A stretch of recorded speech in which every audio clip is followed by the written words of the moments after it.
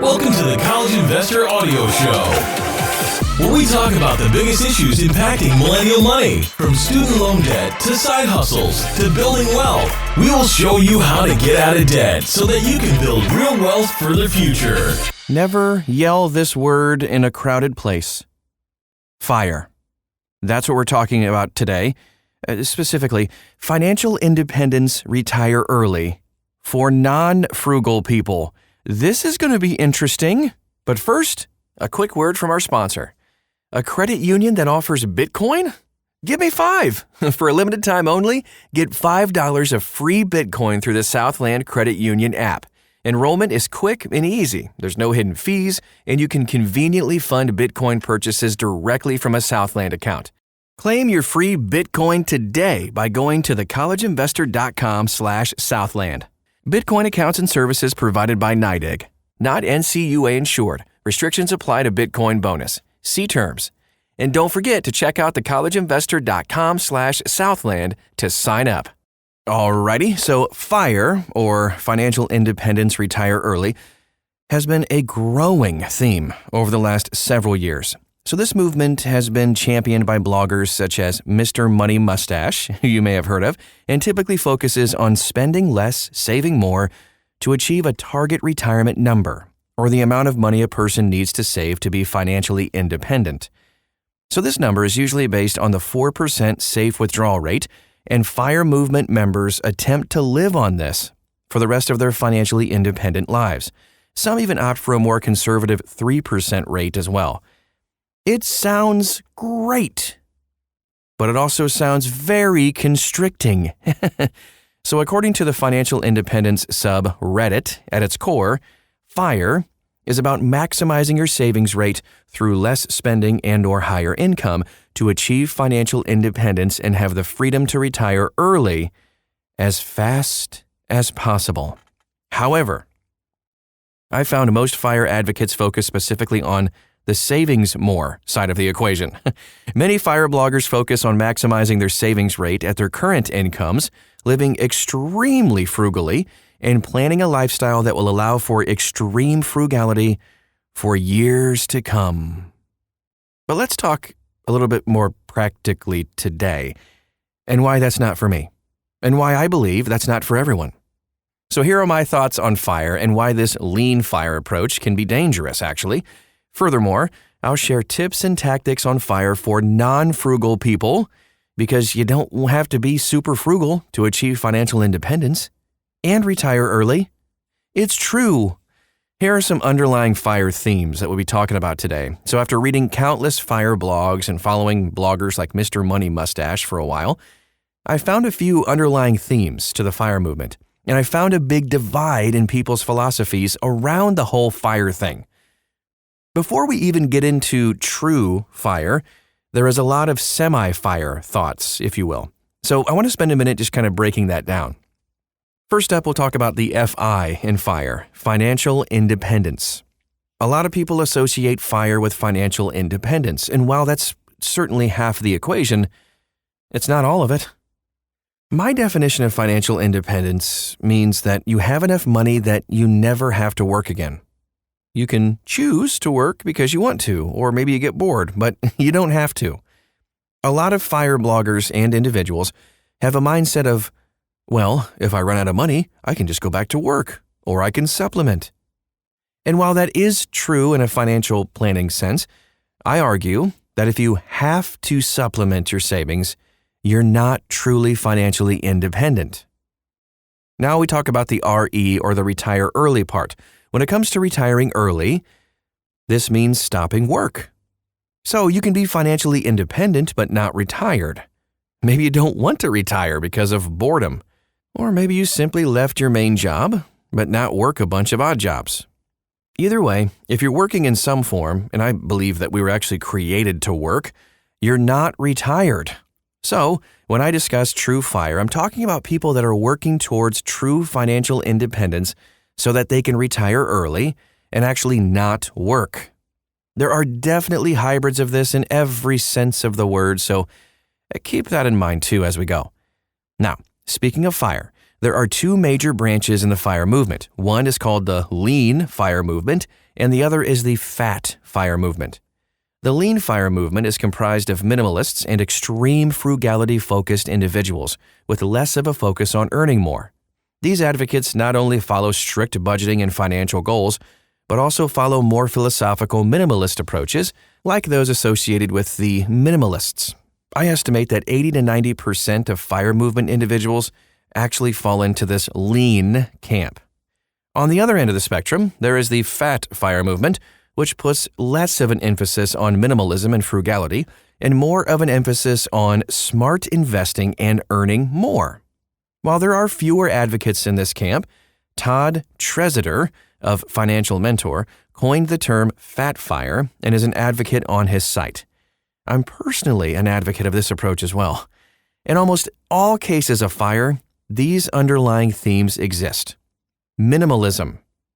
Many people pursuing FIRE are also focusing on minimalism. Maybe it's easier to combine extreme frugality with minimalist ideals, but it could also be a lifestyle choice as well. Extreme frugality. The lean FIRE movement really focuses on extreme frugality and spending optimization. And in some cases, it's almost Machiavellian in that the end goal of early retirement totally justifies the means to get there. Earning extra income. The fat FIRE movement is more focused on earning extra income and side hustling, but the goal is simply to boost income to achieve the end financial goals. Now, a quick word of caution about typical FIRE methods. What many people don't talk about is the financial danger of lean FIRE. I hear people asking, what could be dangerous about retiring early and achieving financial independence? Come on. The assumptions made to get there is what could be dangerous. To achieve financial independence, you have to have your retirement number. This is unique to everyone, but it's basically the amount of money you need so that you can live for the rest of your life without working. A simple way to get to this number is to take your annual expenses and divide by 0.04. The reason 0.04? Because that is based on the 4% safe withdrawal rate.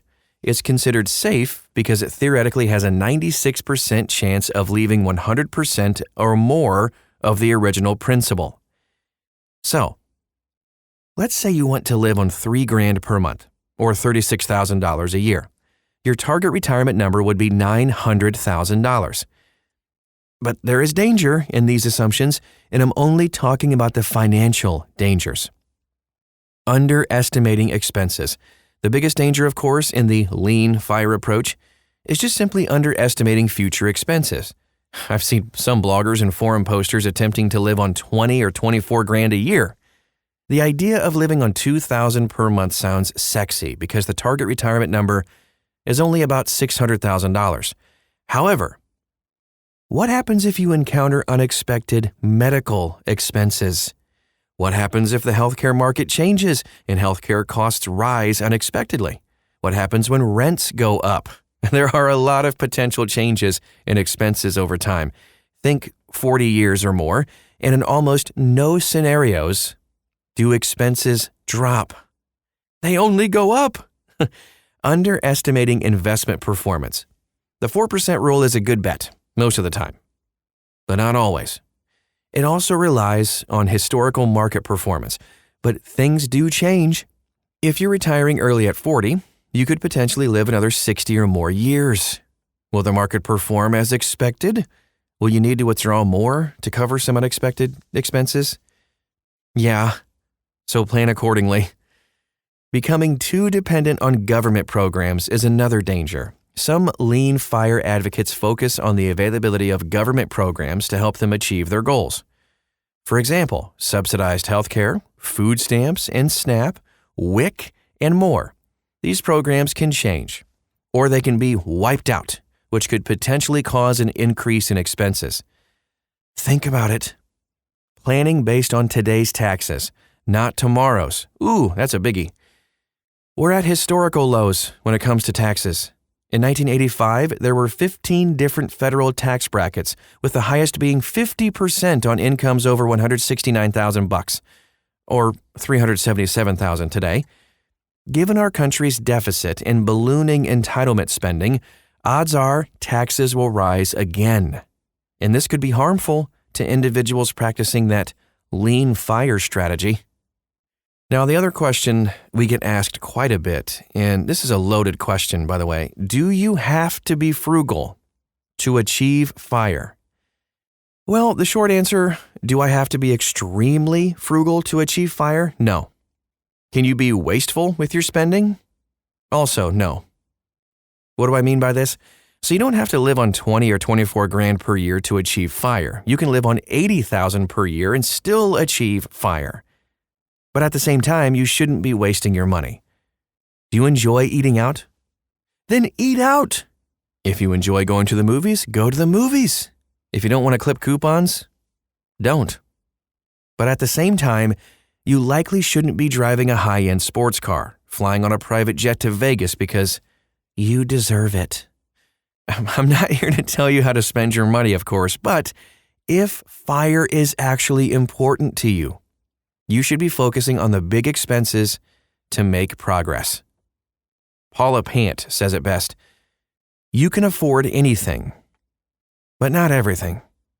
Remember, focus on building a high achiever net worth regardless of your fire goals. Fire for non-frugal people. Let's take a look at this now. Okay, so fire is completely attainable for non-frugal people. There's just not a lot of people writing and blogging about it. You can attain fire at any income or expenses level. It's just math. The more expenses you have, the higher your retirement number will have to be. Going after fat fire is probably a safer bet over the long run anyway. Remember the cliche, shoot for the moon. Even if you miss, you still land among the stars. If you shoot for a large retirement number, even if you come up a little bit short or take more time than planned, you'll likely have a much more comfortable retired life.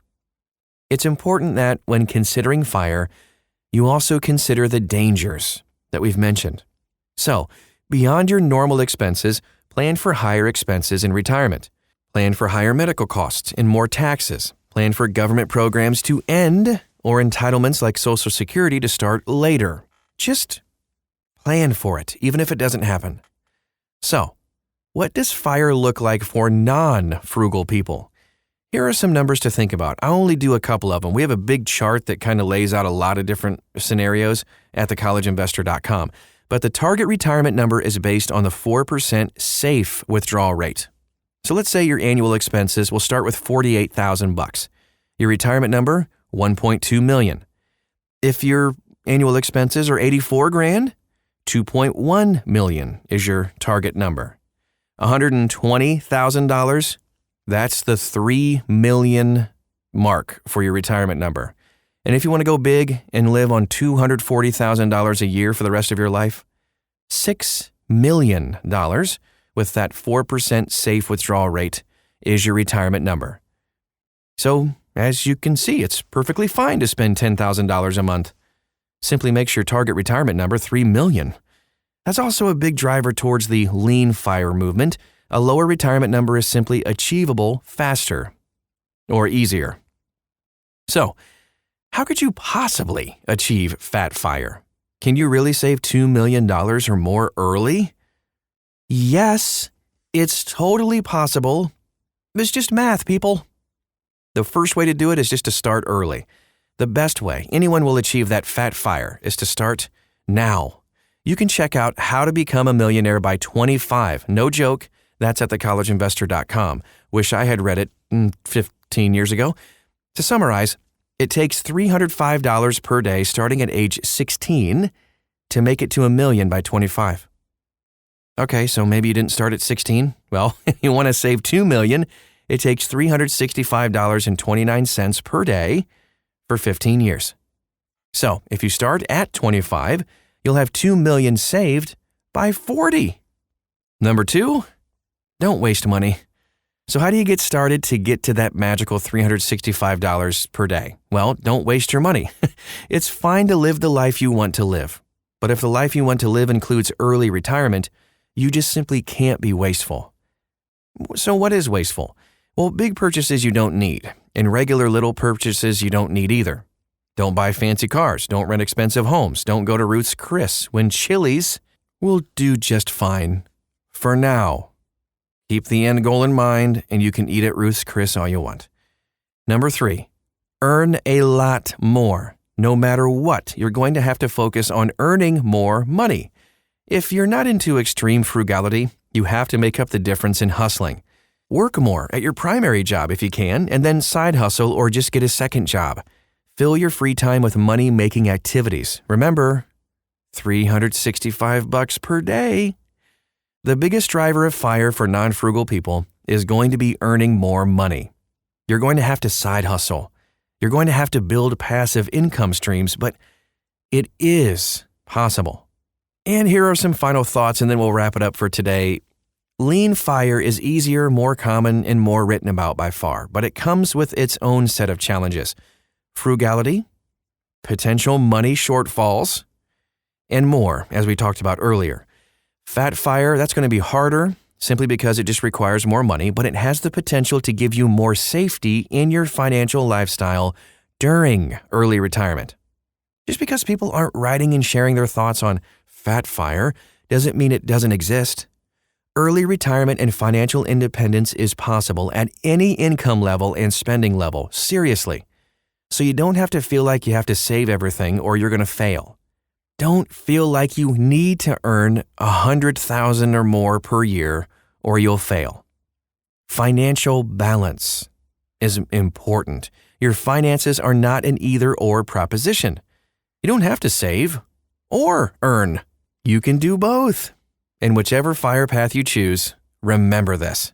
And that is our show for today. That was a little bit longer than usual, but a lot of fun, and I hope it gave you some ideas and maybe thought a little bit differently about the FIRE perspective and the whole movement itself. If you want to find out more, dig a little bit deeper, get more ideas on side hustles, we have hundreds of ideas for you. You can find all of that at thecollegeinvestor.com. And you can also copy and paste the title of this podcast right into the search bar, and you'll find this article. Thanks again for stopping by today, and we'll talk to you again real soon.